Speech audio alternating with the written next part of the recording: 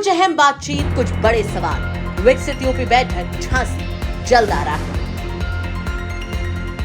यह माना जाता था कि शंकराचार्य जी के नहा लेने के बाद समस्त सनातन धर्मियों ने स्नान कर लिया, वो पूर्णाहुति का नारियल होता था इस यज्ञ का। इस बार वही नहीं हो पाया है। अखिलेश यादव जी समझते होंगे, उन्होंने बताया होगा, जो भी समझता है वो कहेगा ही कि ये तो ठीक नहीं हुआ, और जो ठीक नहीं हुआ है तो उसका परिणाम भी तो ठीक ही नहीं होता। डिप्टी सीएम जो है, उन्होंने क्या लेट किया, क्या वो किया, वो तो उसी सरकार का ही अंग है ना। उनको हिम्मत करके आना चाहिए था। उन्होंने कहा कि हमें भेजा जाएगा तब हम आएंगे।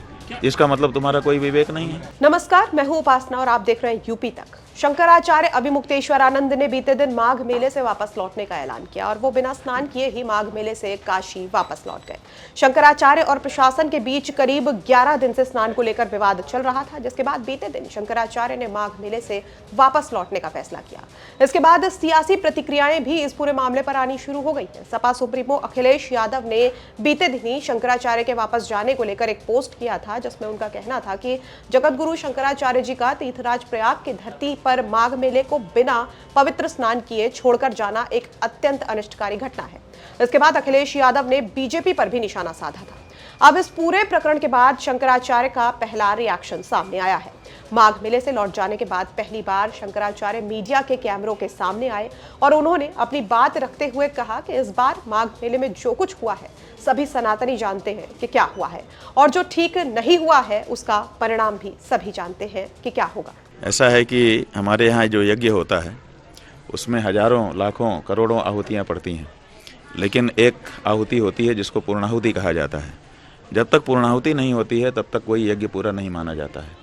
यह माना जाता था कि शंकराचार्य जी के नहा लेने के बाद समस्त सनातन धर्मियों ने स्नान कर लिया, वो पूर्णाहुति का नारियल होता था इस यज्ञ का।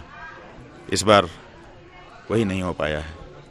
तो निश्चित रूप से जो भी सनातन धर्मी है वो इस बात को समझते हैं कि ये क्या हुआ है। अखिलेश यादव जी ने बताया कि अनिष्टकारी घटना हुई। किन्होंने बताया? अखिलेश यादव जी ने। अखिलेश यादव जी समझते होंगे, उन्होंने बताया होगा, जो भी समझता है वो कहेगा ही कि ये तो ठीक नहीं हुआ, और जो ठीक नहीं हुआ है तो उसका परिणाम भी तो ठीक ही नहीं होता है। भारी मन से आप विदा हुए वहाँ से, स्वाभाविक है। इस तरीके की भी घटना होगी? नहीं, कभी कल्पना भी नहीं की थी। ये तो कल्पना भी नहीं की थी, और विशेष करके इस तरह की घटना का होना अकल्पित था। और फिर 11 दिन तक लगातार मौका देने के बाद भी अपनी भूल को, अपनी गलती को, अपने अपराध को ना सुधारना, ये तो मतलब कल्पना करने पर भी नहीं कल्पना हो पाती ऐसी। क्या इसके पीछे की वजह क्या मानते हैं कि क्या सत्ता के मद में चूर है? नहीं, ये गौ हत्या बंद नहीं करना चाहते। जो मेन बात यह है कि भारतीय जनता पार्टी की, चाहे वो केंद्र की सरकार हो चाहे राज्य की सरकार हो, ये गौ हत्या बंद नहीं करना चाहते हैं। बस वो कहते हैं कि ये बात तेजी से उठा रहे हैं, इनकी बात को दबाओ, गौ हत्या बंदी की बात ना करी जाए। डिप्टी सीएम क्या लेट कर दिए आप तक अपना निवेदन? डिप्टी सीएम जो है, उन्होंने क्या लेट किया, क्या वो किया, वो तो उसी सरकार का ही अंग है ना। उनको हिम्मत करके आना चाहिए था। उन्होंने कहा कि हमें भेजा जाएगा तब हम आएंगे। इसका मतलब तुम्हारा कोई विवेक नहीं है। भेजा जाएगा तब आएंगे, ऐसा उन्होंने वक्तव्य दिया। तो कौन भेजता है उनको? भेजे जाने पर तो कोई भी व्यक्ति कुछ भी करता है।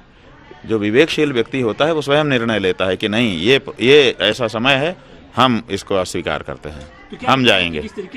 ये स्टैंड उनको लेना चाहिए था। नहीं, ये चूक गए। तो शंकराचार्य ने कहा कि ये पूरी घटना जो है वो कल्पना से परे है। साथ ही उन्होंने बीजेपी पर भी बड़े आरोप लगा दिए हैं। इसके अलावा केशव प्रसाद मौर्य के अनुरोध पर भी शंकराचार्य ने तीखी टिप्पणी दी है। बता दें कि शंकराचार्य के विरोध के दौरान 2 बार डिप्टी सीएम केशव प्रसाद मौर्य की तरफ से ये अपील की गई थी कि शंकराचार्य अपने हट को त्याग दें और जाकर स्नान कर लें। हालांकि उन्होंने शंकराचार्य से मुलाकात नहीं की थी। बता दें कि ये पूरा बवाल मौनी अमावस्या के दौरान शुरू हुआ था, जब शंकराचार्य अभिमुक्तेश्वरानंद सरस्वती और प्रशासन के बीच स्नान को लेकर झड़प हुई थी। उसके बाद से शंकराचार्य धरनारत थे और उनका कहना था कि जब तक उनको ससम्मान संगम में स्नान नहीं कराया जाता तब तक वो धरने से नहीं हटेंगे। हालांकि विवाद के लगभग 11 दिन बाद शंकराचार्य को अपना धरना समाप्त करना पड़ा और वो बिना स्नान किए ही माघ मेले से वापस लौट जाने का उन्होंने ऐलान कर दिया था। ये पूरी खबर हमें भेजी है वाराणसी से रोशन जायसवाल ने। यूपी से जुड़ी हुई तमाम खबरें जानने के लिए बने रहिए यूपी तक के साथ।